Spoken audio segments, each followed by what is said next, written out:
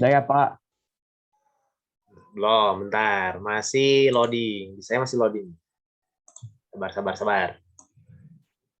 Masih loading nih.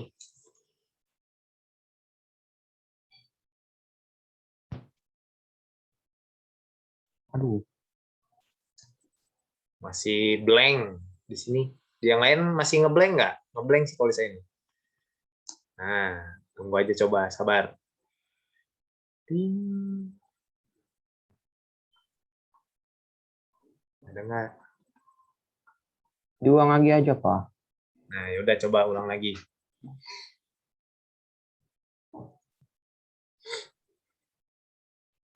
Nah,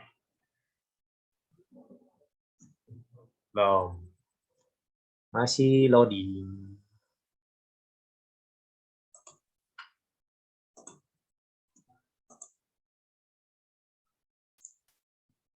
Bisa nggak? Kalau nggak, saya bantu di sini. Buka sini aja. kayaknya nggak bisa nih, Pak. Bentar ya, saya lihat dulu di classroom ya. Di stop share-nya aja kan, Pak? Ya, Hmm. nah, biar saya bantu di sini aja ya. Badan usaha milik swasta. Nah, ini ada nih. Nabil. Oke. Saya bantu sharing aja ya. No problem.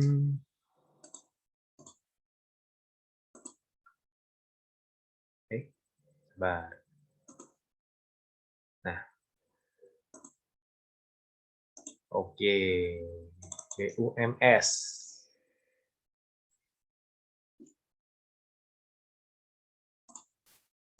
Nah, label editing. Nah, bisa nih. Oke, saya yang share aja ya. Share.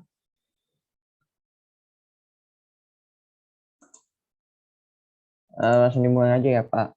Ya, silakan. Selamat pagi. Hari ini saya akan menjelaskan tentang badan usaha milik swasta. Next, Pak. Pengertian dari badan usaha milik swasta. Badan badan usaha milik swasta merupakan suatu badan usaha yang semua permodalannya berasal dari pihak swasta. Badan usaha milik swasta ini bisa dipunyai oleh seorang atau beberapa orang dalam bentuk kerjasama penanaman modal. Badan usaha swasta dibedakan atas badan usaha swasta dalam negeri dan badan usaha swasta asing. Badan usaha swasta dalam negeri yaitu suatu badan usaha yang modalnya dipunyai oleh masyarakat dalam negeri, sedangkan pada badan usaha swasta asing yaitu suatu badan usaha yang modalnya dipunyai oleh masyarakat luar negeri. Fungsi badan usaha, fungsi BUMS yaitu berfungsi sebagai partner atau rekan kerja. Oke. Berfungsi sebagai partner atau rekan kerja pemerintah dalam upaya meningkatkan kesejahteraan di masyarakat. Terus berfungsi sebagai partner atau rekan dalam pengelolaan sumber daya. Berfungsi sebagai dinamisator atau pihak yang menimbulkan dinamika dalam perekonomian di masyarakat.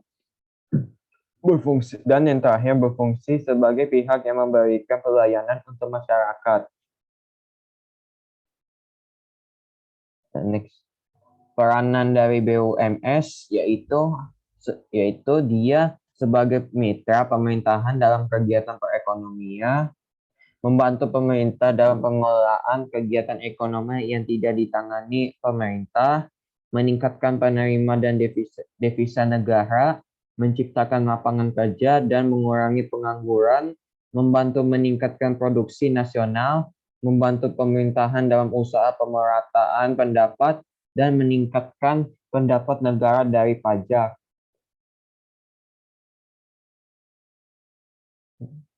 Ciri-ciri dari BUMS yaitu adalah badan usaha yang modalnya sepenuhnya berasal dari pihak swasta.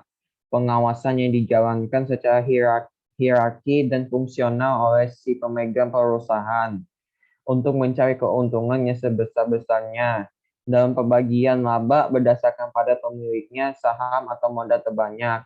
sebuah badan usaha yang mempunyai badan hukum, dijalankan dan dimodali oleh perorangan banyak orang atau berkelompok. Para anggota mempunyai hak suara sesuai dengan jumlah modal atau saham, bisa menjual saham melalui bursa efek, dan modalnya bisa diperoleh dari lembaga keuangan, baik itu bank maupun non-bank. Kelebihan dan kekurangan dari BUMS. Kebaikan dari BUMS secara ekonomis. Secara ekonomis, yaitu menambah lapangan kerja, mempermudah kegiatan ekspor-impor, dan meningkatkan pendapatan dan devisa negara. Nomor 2, secara non-ekonomis, dia itu dapat merangsang sistem pendidikan dan latihan kerja, dan meningkatkan standar keahlian dan ahli teknologi. Keburukan dari BUMS. Nomor 1, secara ekonomis, berkurangnya devisa negara karena BEA masuk, mengalirnya devisa ke luar negeri, dan berkurangnya pendapatan negara karena keinginan pajak. Dan 2, secara non-ekonomis, adanya penyalahgunaan potensi sumber daya dan wewenang, dan menimbulkan ketegangan karena persaingan yang tidak sehat. Contoh-contoh BUMS, contoh badan usaha swasta nasional, terdapat PT Jarum, perusahaan yang bergerak di industri rokok. PT Indofood Sukses Makmur, dia perusahaan yang bergerak di industri makanan. PT Agung Podomoro, perusahaan yang bergerak di industri properti. PT Unilever Indonesia, perusahaan yang bergerak di industri consumer product. PT Air Mancur, perusahaan yang bergerak di industri bahan makanan herbal. Contoh badan usaha swasta asing, yaitu terdapat PT Freeport Indonesia, perusahaan yang bergerak di bidang energi. PT Fast Food Indonesia Tbk atau dalam kurung KFC, perusahaan yang bergerak di bidang makanan cepat saji. PT Ericsson, yaitu perusahaan yang bergerak di bidang telekomunikasi, dan PT Citibank, yaitu perusahaan yang bergerak di bidang perbankan. Jenis-jenis BUMS terdapat ada 3, yaitu 1. Perusahaan swasta nasional. Sebuah perusahaan yang modal usahanya berasal dari pihak masyarakat lokal dari dalam negeri, misalnya swasta nasional. Contoh, perusahaan swasta nasional adalah PT Jarum, PT Indofood Sukses Makmur, dan PT Agung Podomoro Group. Yang kedua, perusahaan swasta asing, yaitu sebuah perusahaan yang modal usahanya berasal dari pihak masyarakat luar negeri, misalnya dari Jepang, menanamkan modal serta implementasi perusahaannya di Indonesia. Contoh perusahaan swasta asing adalah PT Chevron, PT Mitsubishi, PT Astra, dan lain-lain. Yang ketiga, perusahaan swasta campuran, yaitu sebuah bentuk kooperasi perusahaan yang modal usahanya didapatkan dari kerjasama antar pengusaha nasional dan pengusaha dari luar negeri. Contoh perusahaan campuran multinasional adalah PT Axiata Group. Tujuan utama BUMS ialah untuk memperoleh keuntungan yang maksimal, lalu dikelola dan dibagikan kepada seluruh anggota. Bertanggung jawab dalam memberikan pelayanan pada masyarakat dalam hal pemenuhan kebutuhan akan barang dan atau jasa. Menjadi lembaga yang bisa menciptakan keadaan dinamis pada perekonomian negara. Membantu pemerintah dalam hal pengelolaan sumber daya alam serta sumber daya manusia. Dan membantu pemerintah dalam hal menciptakan kesejahteraan untuk masyarakat. Prinsip-prinsip pengelolaan BUMS yaitu ada 3, yaitu fungsi perencanaan, yaitu tiap-tiap direktur dalam jenjang vertikal membuat rencana untuk departemen atau bagian masing-masing.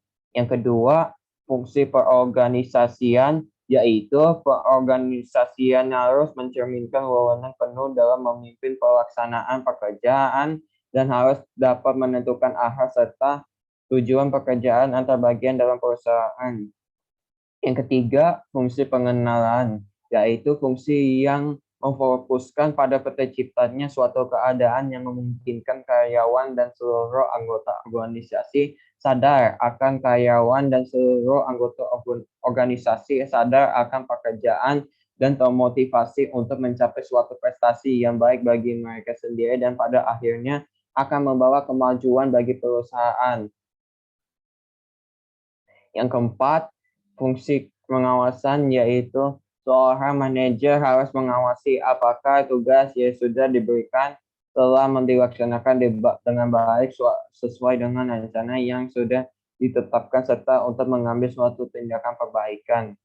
Yang kelima, fungsi sosial yaitu perusahaan membuka kesepakatan kerja yang luas kepada masyarakat serta menjaga lingkungan hidup. Yang keenam, fungsi ekonomi yaitu perusahaan yang berperan serta dalam meningkatkan produksi barang dan jasa, membantu meningkatkan pendapatan negara dan membantu memperlancar jalannya perekonomian nasional.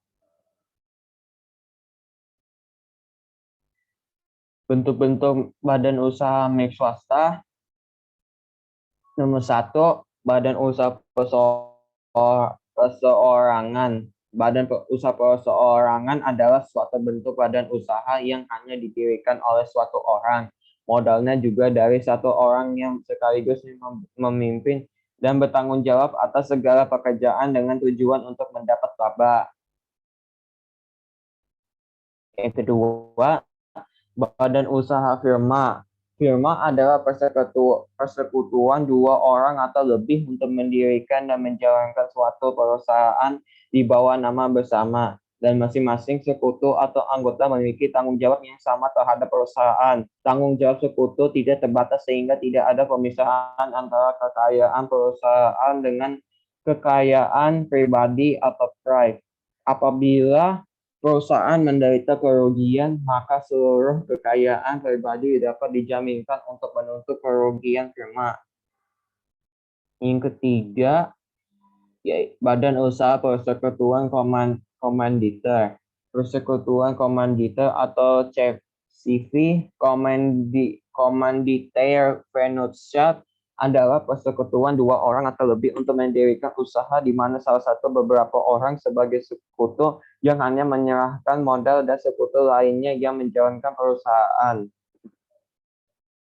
Terus yang keempat, yaitu badan usaha perseorangan terbatas. Perseorangan terbatas atau disebut PT adalah suatu persekutuan yang memperoleh modal dengan pengeluaran share atau saham, di mana setiap orang dapat memiliki satu atau lebih saham serta bertanggung jawab sebesar modal yang diserahkan. Mendirikan PT harus dengan akta notaris dan izin persetujuan dari Menteri Kehakiman, serta diumumkan dalam berita negara, lembaran berita negara sehingga PT berbentuk badan hukum. Yang kelima, yaitu badan usaha koperasi. Sesuai dengan Undang-Undang Nomor 25 Tahun 1992, Bab 1, Pasal 1 tentang peroperasian. Koperasi adalah badan usaha yang beranggotakan orang seorang atau badan hukum koperasi dengan melandaskan kegiatannya berdasarkan prinsip koperasi, sekaligus sebagai gerakan ekonomi rakyat yang berdasarkan atas asas kekeluargaan. Thank you. Thank you. Berikutnya langsung lanjut aja ya. Nanti kalau ada pertanyaan kita bahas terakhir ya. Berikutnya Darren kan menjelaskan, tadi udah dijelasin dikit sama Nabil ya tentang bentuk-bentuknya ya, garis besarnya. Nah, untuk lebih lengkapnya berarti giliran langsung saja Darren ya. Kalau ada pertanyaan, beda jauh sama penjelasan Nabil, Pak. Skip dulu, nanti dibahas setelah pembahasan dari Darren ya. Bentuk-bentuk Udah keluar belum, Pak? Udah.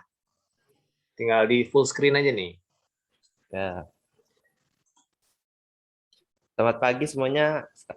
saya akan menjelaskan tentang bentuk-bentuk badan usaha milik swasta. Nah, bentuk yang pertama itu perusahaan perseorangan.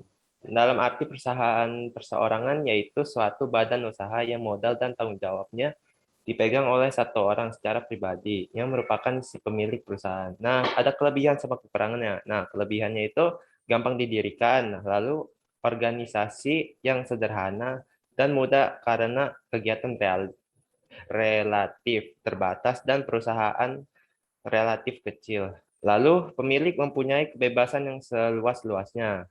Terus keuntungan berada pada satu orang, yakni si pemilik perusahaan. Terus mempunyai pajak yang rendah, lalu kerahasiaan pada perusahaan lebih terjamin, dan dalam pengambilan keputusan yang lebih cepat tanpa menunggu persetujuan orang lain. Lalu kelemahannya. Nah, kelemahan yang pertama itu mempunyai modal yang terbatas. Yang kedua, segala tanggung jawab dan resiko badan usaha perseorangan ditanggung sendiri oleh pemilik perusahaan. Yang terus kerugian ditanggung sendiri oleh pemilik perusahaan dan kualitas dalam manajerial dan pekerja terbatas. Nah, bentuk firma. Firma merupakan suatu persekutuan dua orang atau lebih dalam mendirikan dan menjalankan perusahaan dengan satu nama dan membagi suatu keuntungan dari hasil yang didapatkannya. Nah, setiap sekutu atau anggota mempunyai tanggung jawab yang sama pada perusahaan ini. Nah, kelebihan dan kekurangan. Kelebihannya itu mempunyai modal dengan jumlah yang besar, lalu kemampuan dalam manajemennya lebih besar. Terus dalam pendirian relatif mudah, status badan usaha yang dijelas karena dalam kepemilikan akta dari notaris dan terdaftar di pengadilan. Terus dalam tanggung jawab dilakukan secara bersama-sama. Lalu pengambilan sebuah kredit lebih besar dan mudah karena dipercaya oleh suatu lembaga keuangan, yaitu bank. Dan yang terakhir itu pengelolaan perusahaan bisa dibagi-bagi sesuai dengan keahlian masing-masing dari sekutu atau anggota. Lalu kelemahannya. Nah, kelemahan firma ini dalam pengambilan keputusan atau suatu kebijakan kurang cepat karena harus musyawarah. Lalu perusahaan dikatakan bubar bila terdapat ada anggota yang mengundurkan diri atau meninggal dunia.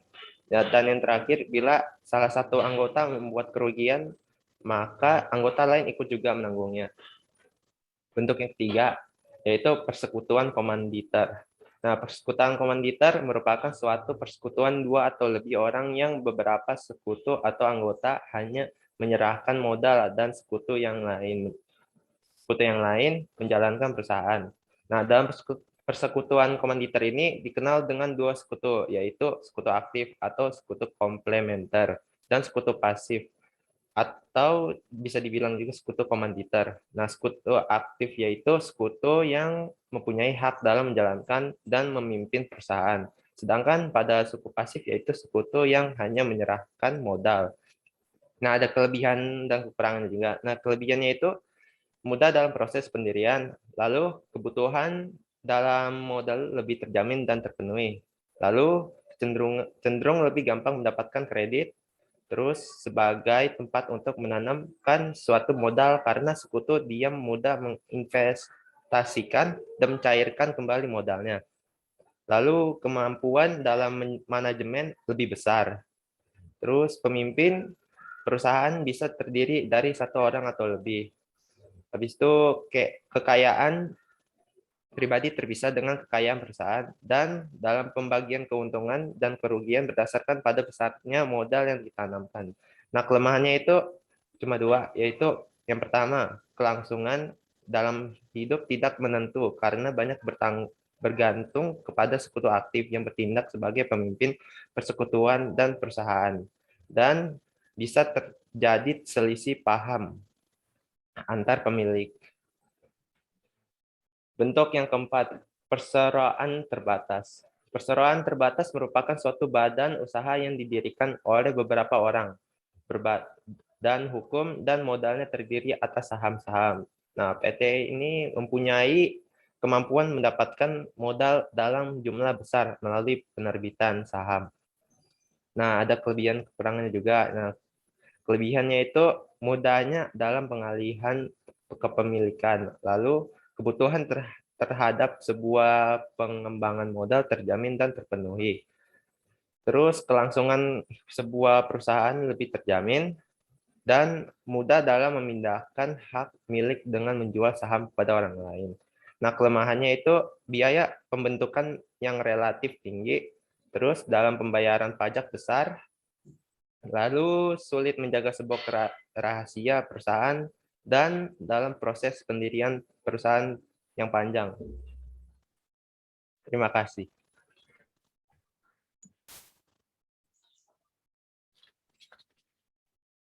Oke. Thank you untuk presentasinya dari Nabil sama Darren. Jadi tadi bentuk-bentuk badan usaha milik swastanya diperjelas lagi dari penjelasannya Darren. Nah, silahkan kalau misalkan ada yang mau ditanyakan dahulu tentang badan usaha milik swasta. Silahkan dulu kalau masih ada yang mau ditanyakan atau ada yang masih kurang jelas. Nah, silahkan boleh ditanyakan dulu ya. Boleh langsung open mic atau di chat box juga boleh. Nah, silahkan kalau ada. Silahkan kalau ada ya. Kalau nggak ada ya nanti saya tambahkan informasinya. Kalau ada saya tambahkan. Ada, silahkan.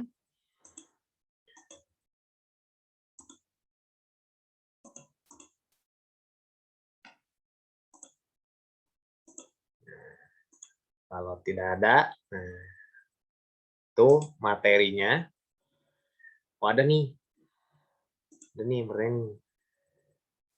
Jadi dari Uca nih, jadi perusahaan PT satu-satunya bentuk yang punya saham. Ya, PT satu-satunya bentuk yang punya saham. Nah, coba bisa dijawab dulu nggak itu? Nama Darren. PT satu-satunya bentuk perusahaan yang punya saham atau ada perusahaan lain yang bentuknya saham gitu berarti kan ya? Atau cuma PT aja dari 4 tadi tuh. Perusahaan perorangan, firma, CV, sama PT. Apakah cuman perusahaan berbentuk PT doang yang bentuk saham berbentuk saham modalnya? Silakan jawab dulu, Nabil atau Darren. Silakan mau jawab nggak?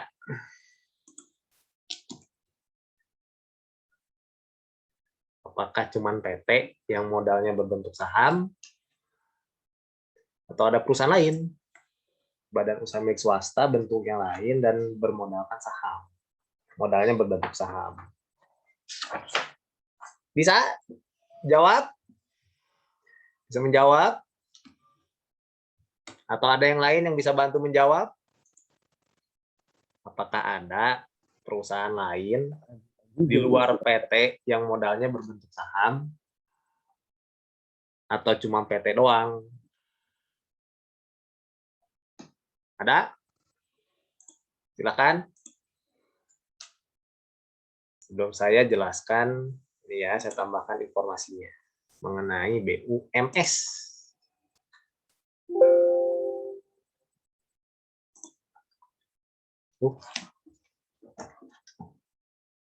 Bentar.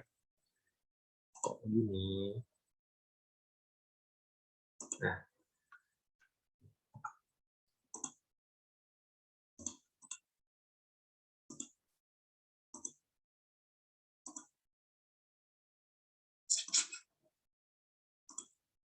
Nah.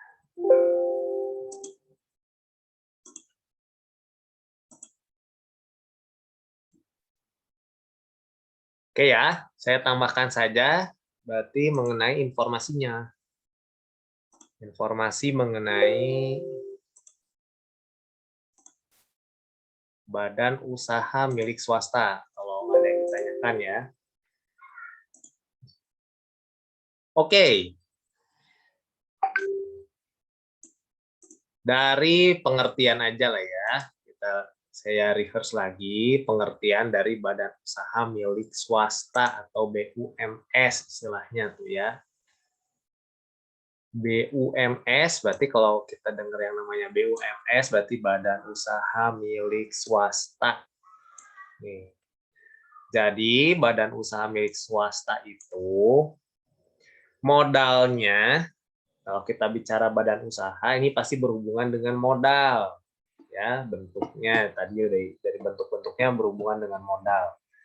Modalnya dimiliki oleh pihak swasta. Nah, pihak swasta ini siapa? Nih, kan modalnya dari pihak swasta. Nah, pihak swasta ini sopo kan? Siapa nih pihak swasta ini? Artinya pihak swasta di sini adalah modalnya boleh dimiliki oleh masyarakat atau berasal dari masyarakat modalnya. Kamu punya uang, bisa bikin badan usaha milik swasta. Ya, karena modalnya dimiliki pure 100% itu oleh swasta. Ya.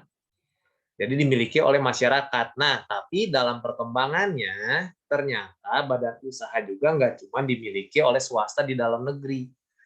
Tapi ada juga ternyata permodalannya itu tadi sudah dijelaskan oleh Nabil, ada juga gabungan atau campuran antara si swasta dalam negeri dengan si asing, modalnya dari pihak asing.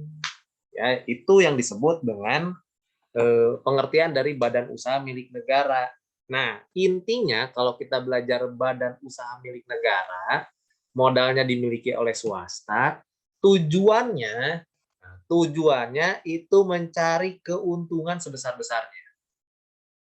Karena nanti belajar BUMN, koperasi tujuannya beda-beda, memiliki tujuan yang berbeda. Tapi khusus untuk badan usaha milik swasta, orientasinya adalah untuk mencapai keuntungan yang sebesar-besarnya. Ya. Terus selain tujuannya mencari keuntungan sebesar-besarnya, nih, tujuan lainnya badan usaha milik swasta ini tidak melayani publik. Tidak melayani kepentingan publik atau dan tidak menghasilkan barang publik. Nah, kalau melayani kepentingan publik atau misalkan tadi produksi untuk publik, artinya itu untuk masyarakat. Nah, itu bukan tujuan dari BUMS. Itu tujuan dari BUMN nanti yang kamu jelasin tuh badan usaha milik negara. Nah, ini tujuannya itu beda. Kalau swasta, modalnya milik swasta, artinya dimiliki boleh siapa aja dimiliki oleh masyarakat, ya. Ada tapi ada campuran, boleh juga ternyata full oleh masyarakat Indonesia, boleh juga full oleh atau setengah campuran yaitu swasta dalam negeri dan luar negeri. Tapi kalau full oleh asing, badan usaha milik swasta asing, nanti juga kan ada badan usaha milik swasta tuh, badan usaha milik asing. Nah, itu berarti kepemilikan modalnya lebih besar oleh si investor asing. Tapi sama-sama badan usaha swasta tuh. Ya, tujuannya berbeda tadi dengan BUMN. Kalau badan usaha milik swasta mencari keuntungan sebesar-besarnya. Terus tidak melayani pelayanan publik, artinya tidak melayani masyarakat. Ya. Nah, jadi ini bisa dimiliki oleh individu, perorangan, atau bisa persekutuan, perkumpulan. Ya, nanti tetap bentuknya harus berbadan hukum. Badan usaha ini harus berbadan hukum, harus resmi. Karena kegiatan usahanya pun harus jelas. Ya, di bagian apa, di bidang apa. Ini harus jelas, ya. Biasanya tadi modalnya itu penambahan modal bisa dari investasi asing, bisa jadi investasi dalam negeri, dan modalnya bertambah dari laba usahanya. Nah, modalnya itu bertambah dari laba usahanya, ya. Nah, berikutnya itu dari sisi pengertiannya dulu ya. Nah, perannya, nah ternyata setiap badan usaha itu memiliki peran. Kemarin kan saya bilang tuh, ketika kita belajar badan usaha, ada 4 badan usaha yang menopang perekonomian. Itu ibarat 4 kaki meja yang saling menopang meja tersebut. Nah, ternyata dari tadi ya pengertiannya beda, tujuannya berbeda satu dengan yang lain. Nah, perannya juga beda. Untuk badan usaha milik swasta, nih, perannya juga beda dengan badan usaha yang lain. Yang pertama, perannya itu sebagai mitra BUMN, partner. Ya, BUMN itu badan usaha milik negara. Nanti dijelasin sama teman kamu tuh minggu depan. Kasih. Itu badan usaha milik negara itu dimiliki oleh negara. Ya, sebagian besar dimiliki oleh negara dan tujuannya tidak mencari keuntungan sebesar-besarnya karena sifatnya melayani publik, melayani masyarakat. Nah, ternyata badan usaha swasta juga ternyata itu sebagai mitra BUMN untuk menopang perekonomian di sebuah negara di Indonesia, ya, di Indonesia ini ya. Lalu menambah produksi nasional, produksi barang dan jasa. Masyarakat Indonesia ini banyak, kebutuhannya banyak akan barang dan jasa. Kalau hanya pemerintah saja yang memproduksi, pasti mengalami kekurangan, akan terjadi yang namanya kelangkaan, terjadi lebih banyak masalah. Makanya sebagai mitra BUMN, nah badan usaha milik swasta ini untuk memenuhi kebutuhannya, kebutuhan masyarakat, itu kan tadi Nabi jelasin tuh, ada yang di bidang peternakan, perikanan, ada di bidang bidang-bidang yang lain lah, ya produksi bahan baku lah segala macam itu banyak. Nah itu tuh menghasilkan barang dan jasa yang untuk dikonsumsi oleh masyarakat. Ya, jadi menambah tuh produksi nasionalnya. Negara memang memproduksi juga, tapi ditambah dengan badan usaha milik swasta itu menambah produksinya, barang dan jasanya, sehingga masyarakat dicukupkan kebutuhannya akan barang dan jasanya. Ya, karena sama-sama memproduksi, ya, bisa menjual barang dan jasanya dijual juga, ya. Lalu selain itu membuka kesempatan kerja, yes. Ya, dengan adanya badan usaha milik swasta, ya dengan berbagai macam bentuk tadi ya, perusahaan perorangan, CV, firma, PT, itu membuka kesempatan kerja. Pemerintah tidak sanggup, tidak mampu untuk menampung jumlah tenaga kerja yang banyak di Indonesia ini. Makanya perlu badan usaha lain untuk membuka kesempatan bekerja. Ya. Selain itu, sebagai penambah kas negara dan pemacu pendapatan nasional, ya nanti kita belajar pendapatan nasional. Pendapatan nasional ini dihitung dari mana? Dihitung dari ini nih, total jumlah produksi barang dan jasa selama 1 tahun. Nah ini dihitung nih. Jadi kalau produksinya selama 1 tahun itu banyak, berarti perekonomian bagus nih, karena masyarakat banyak beli, jumlah produksinya banyak. Nah, ini juga salah satu pemacu pendapatan nasional. Nah, pendapatan nasional ini sebagai kas negara juga nanti, uang kas negara, makanya ada istilah uang kas negara kan. Nah, ini dari hasil pendapatan nasional yang akan digunakan di sini nanti misalkan untuk bangun jalan, untuk fasilitas umum dan sebagainya digunakan. Dialokasikan ini nanti di BAP, ada namanya nanti belajar juga APBN, anggaran pendapatan belanja negara ini. Jadi uang ini, uang kas negara ini digunakan lewat APBN untuk membiayai banyak hal. Ya, banyak nanti kita belajar juga, ada simulasinya juga nanti kamu jadi simulasi kamu jadi menteri keuangan, gimana caranya nih nyusun APBN, ngitung APBN, mengalokasikan kas negara ini nih. Nah, buat kesehatan, buat transportasi, buat pendidikan, semuanya. Nah, inilah peran dari badan usaha milik swasta, ya.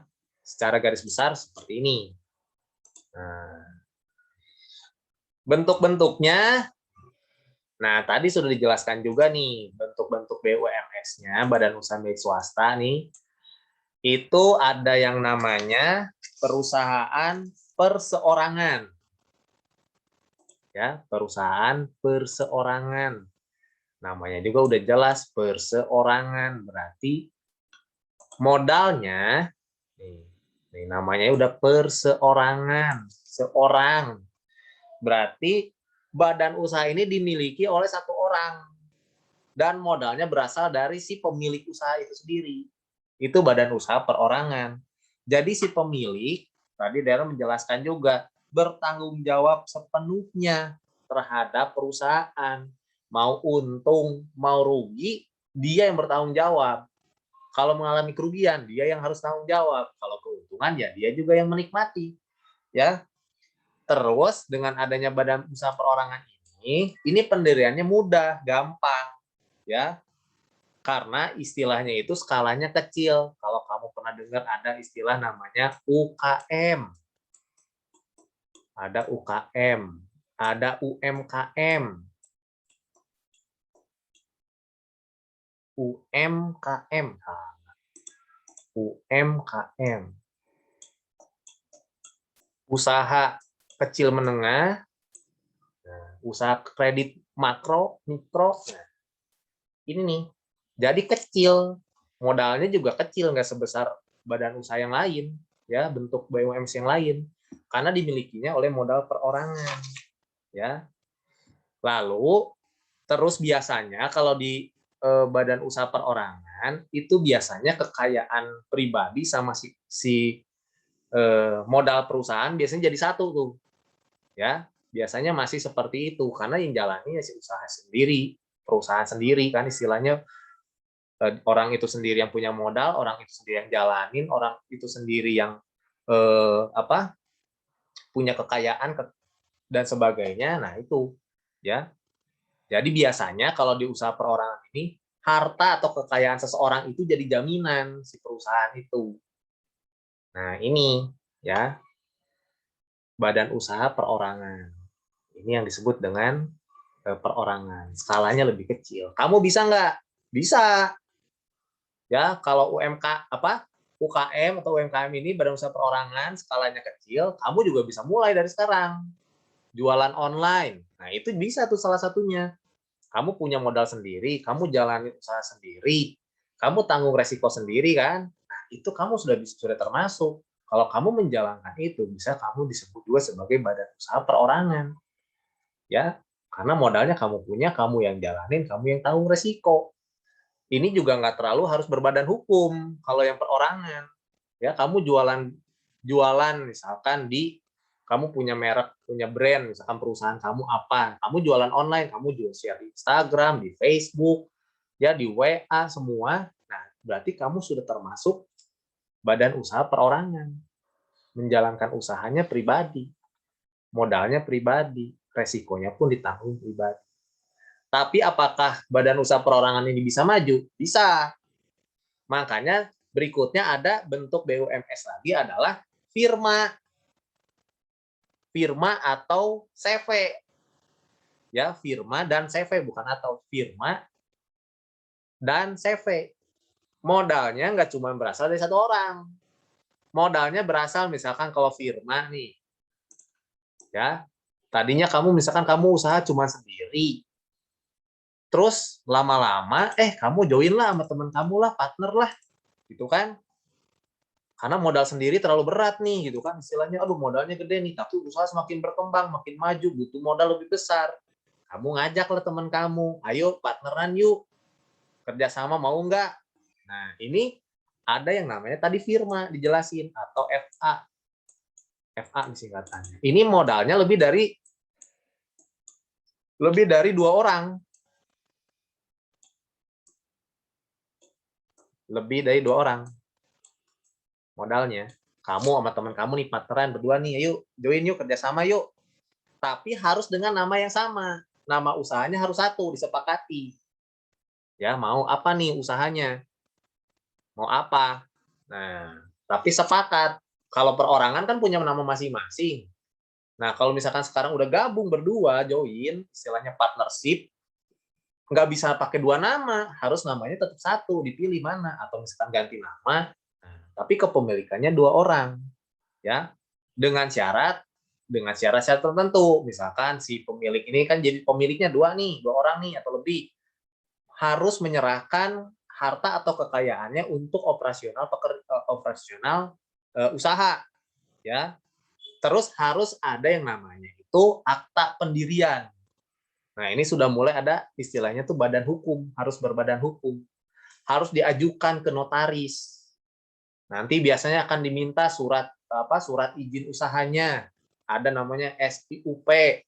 Ada nanti dilihat lokasinya di mana. Itu harus berbadan hukum dan harus tercatat di notaris. Ya, karena itu nanti berhubungan dengan pembayaran pajak usahanya lah, kalau dia pasang billboard lah, pasang iklan segala macam, itu akan berhubungan dengan pajak dan sebagainya, harus dia lunasi, yang harus dia selesaikan. Nah, jadi seperti itu. Ya, tapi kelemahannya sama nih, kalau FA atau firma, kekayaan pribadi si pemilik masih jadi kekayaan perusahaan. Jadi kalau resiko kerugian, nanti misalkan usahanya rugi, ya ditanggung bersama. Kemungkinan harta pribadinya pun akan dipakai untuk mengganti kerugian. Nah, itu kelemahannya tadi tuh yang Darren bilang. Jadi FA ini walaupun partnership, tetap hartanya itu, kekayaannya itu masih tetap memiliki, belum terpisahkan antara si kekayaan si pemilik dengan si kekayaan atau harta dari perusahaan, masih sama, ya. Nah, jadi biasanya akan didaftarin di Panitera Pengadilan Negeri. Nah, ada tuh mah. Nanti ada badan hukumnya, ada sertifikatnya tuh biasanya tuh ya. Terus barulah diumumkan di ada yang namanya itu BNRI, ya, Berita Negara Republik Indonesia. Nah, itu baru boleh menjalankan usaha. Tapi sebelum itu didaftarkan, sebelum itu disetujui, ya nggak boleh jualan dulu. Ya, kalau tadi kan perorangan mah bebas kan, nggak usah daftar dulu ke notaris. Kamu mau jualan sekarang, punya modal sendiri, jualan bisa. Tapi kalau sudah yang namanya persekutuan atau partnership, ya FA dan CV, yang lebih dari 2 orang, nah itu harus berbadan hukum. Nah kalau CV, sama, lebih dari 2 orang atau lebih. Ya, lebih dari 2 orang, nih bisa. Cuman, ini dibedakan lagi tadi, Darren bilang nih, ada yang sekutu aktif, ada yang sekutu pasif. Ya, ada yang pasif, ada yang aktif. Artinya nih, pasif.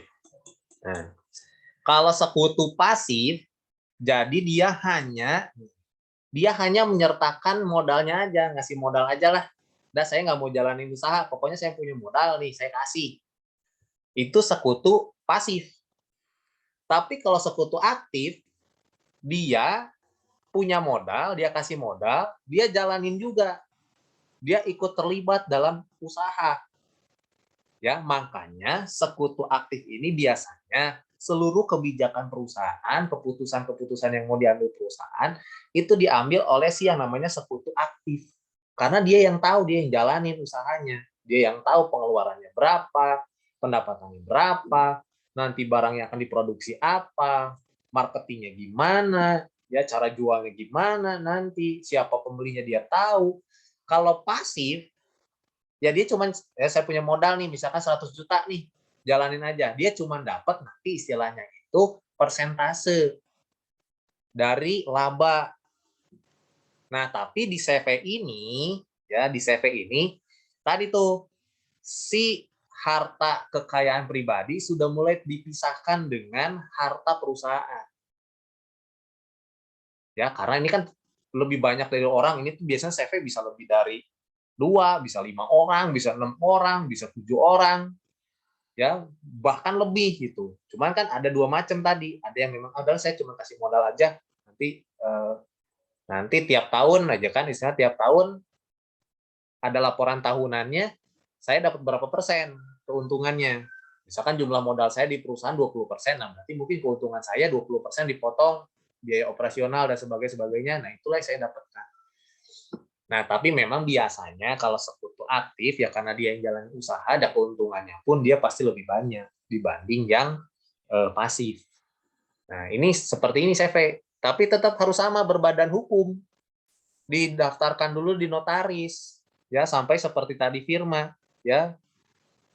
Ajukan di notaris, di Panitera Pengadilan Negeri, baru nanti keluar ada namanya itu Berita Negara Republik Indonesia. Nah, baru bolehlah berjalan usahanya. Karena ini memang harus terdaftar. Ya, badan usahanya bergerak di bidang apa dan sebagainya. Nah, ini bentuknya nih ya. Baru yang terakhir tadi PT. Bentuknya PT atau perseroan terbatas. Nah, kalau perseroan terbatas, nah ini sekaligus menjawab pertanyaan Uca tadi, ya. Jadi kalau misalkan PT, perusahaan yang tadi bentuknya perorangan atau komanditer. Kalau PT ini modalnya, kalau ini kan dari pribadi. Kalau persekutuan komanditer tadi CV dan FA atau firma itu kan dari modal bersama 2 orang atau lebih. Kalau PT bentuk modalnya itu berbentuk saham. Ya, tadi pertanyaan Uca, apakah di firma atau di CV atau di perusahaan di badan usaha perorangan itu modalnya ada yang berbentuk saham? Ada. Dan nggak cuma di PT, ada di CV, di persekutuan komanditer. Namun yang berbeda adalah kalau di PT ini sahamnya diperjualbelikan. Ya, ini bentuknya ada perusahaan TBK atau terbuka, artinya sahamnya boleh dibeli oleh siapa aja. Tapi kalau ada salah bentuk di CV, itu bentuk modalnya berbentuk saham, bisa nggak? Bisa. Tapi tidak diperjualbelikan dan tidak boleh diperjualbelikan. Bedanya itu. Tapi kalau misalkan nih contohnya, si CV itu kan mau berbentuk modal, modalnya mau berbentuk saham. Biasanya dia akan mengajukan untuk mengubah badan usahanya. Tadinya CV, dia akan ajukan untuk jadi PT. Kenapa? Ya percuma kita punya saham, tapi orang nggak bisa beli. Yang nggak dapat keuntungan kan? Nah, makanya kalau misalkan seperti itu, biasanya kalau sudah berbentuk CV, dia punya modal lebih besar dan dia punya dalam bentuk saham, dia bisa mendaftarkan untuk sahamnya didaftarkan dan bisa diperjualbelikan, makanya dia akan ganti badan usaha, nggak akan tetap CV, tapi dia akan ubah jadi PT. Supaya tadi si sahamnya bisa diperjualbelikan untuk mendapatkan keuntungan lagi untuk si perusahaan. Ya. Nah, perseroan terbatas ini usaha yang dibentuk oleh sekumpulan orang yang memiliki hak dan diakui oleh hukum untuk mencapai tujuan tertentu. Modalnya terdiri dari saham yang diperjualbelikan. Nah, jadi sewaktu-waktu ini modalnya bisa bertambah, bisa berkurang karena diperjualbelikan. Nah, biasanya di PT ya ada yang tadi saya sebut ada beberapa perbedaan. Ada PT terbuka nih atau TBK. Biasanya nama perusahaan belakangnya ada TBK, berarti itu perusahaan terbuka. Artinya sahamnya sudah go public, sudah bisa dijual belikan, bisa dibeli. Kamu bisa beli nggak? Bisa. Udah 17 tahun punya KTP bisa beli saham? Bisa. Nih yang lagi rame sekarang nih, waktu Bukalapak. Kamu tahu kan, Bukalapak dia lagi go public nih sekarang nih. Artinya sahamnya tadinya dia tidak perjualbelikan, sekarang dia jual beliin di pasar modal. Nah, itu bentuknya TBK. Ada juga tertentu, PT tertentu atau terbatas nih, tertutup. Itu modalnya dimiliki, biasanya sahamnya hanya dimiliki oleh anggota keluarga. Boleh dibeli, boleh diperjualbelikan, tapi yang belinya hanya keluarga, anggota keluarga. Anggota keluarga si pemilik. Kalau go public tadi TBK, siapapun boleh beli. Tapi ada juga PT yang bentuknya itu PT tertutup. Bentuknya modalnya saham nggak? Saham sama. Tapi hanya boleh diperjualbelikan untuk keluarga. Nggak boleh. Kalau bukan keluarga, nggak ada hubungan ikatan saudara, nggak boleh dibeli. Apalagi nggak kenal, nggak bisa. Ya, ada juga yang disebut PT kosong. Kalau PT kosong ini artinya sudah nggak aktif, ya biasanya cuma tinggal nama, ya biasanya udah tidak aktif usaha. Nah, gitu ya. Nah, itu tentang PT. Nah, sama PT juga dia harus ada berbadan hukum, dia harus mengajukan dulu prosedur pendiriannya dengan modal minimal 20 juta. ya, dengan modal 20 juta, ya. Paling sedikit 20 juta tuh biasanya ya. Nanti kalau di buku nih lebih jelas nih, ada nih di buku ini dijelaskan tata cara pendiriannya nih ya.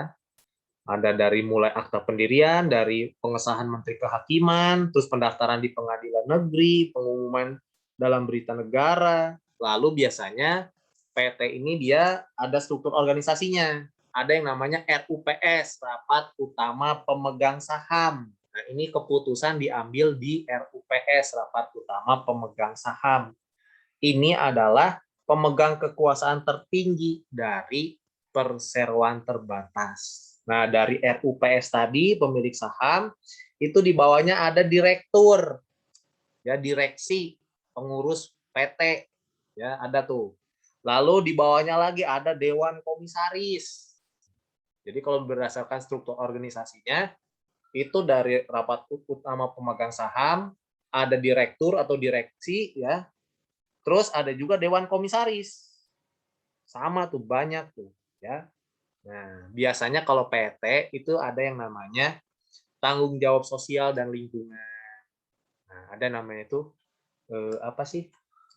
CSR, Corporate Social Responsibility. Nah, mereka harus melakukan yang namanya CSR. Ya, karena gini nih. Ya, kalau dari sisi kebaikan BUMS ini dia nih mengambil keputusannya cepat, menyumbang pendapatan nasional, membuka lapangan kerja. Tapi di sisi lain kelemahannya ini nih. Karena dia mengambil keuntungan sebanyak-banyaknya, ada yang menghiraukan lingkungan, ya, sulit mendapat pinjaman dan silang pendapat dengan kepentingan buruh. Ini masalahnya seperti ini, ya. Makanya harus ada CSR tadi untuk ini menjaga lingkungan, ya. Limbah-limbah itu nggak boleh dibuang sembarangan, harus diproses dulu baru boleh dialirkan kepada masyarakat atau kepada lingkungan. Nah, selesai.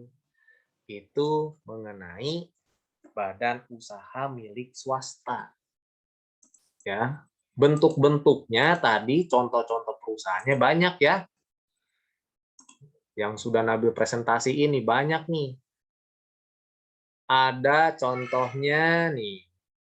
PT Jarum. PT Jarum ya, bergerak di industri rokok. Ini juga banyak nih penyumbang pajak terbesar nih PT Jarum ini nih. Ya. Terus memberikan juga banyak nih PT Jarum. Ya, ada beasiswa belajar, beasiswa olahraga, banyak nih. Ya, menyumbangnya banyak sekali untuk masyarakat dan negara. PT Indofood bergerak di bidang industri makanan. Kamu tahu ya, Indofood banyak tuh.